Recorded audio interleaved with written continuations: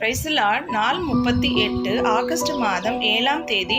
மத்தேயு 9ஆம் அதிகாரம் 9 முதல் 15 வரை. இயேசு அவ்விடம் விட்டு புறப்பட்டு போகையில் ஆயத்துறையில் உட்கார்ந்திருந்த மத்தேயு என்னும் மனுஷனை கண்டு, நீ எனக்கு பின் சென்று வா என்றார்.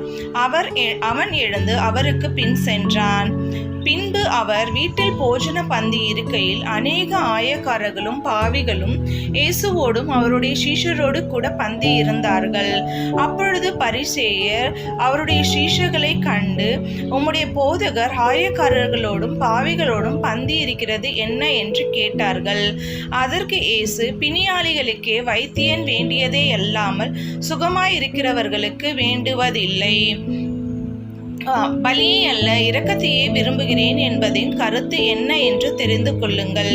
நீதிமான்களை அல்ல பாவிகளையே மனம் திரும்புகிறதற்கு அழைக்க வந்தேன் என்றார்.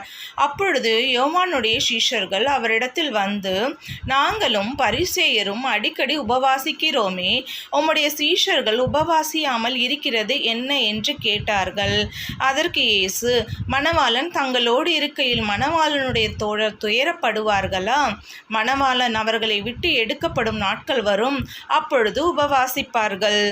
ஆமேன்.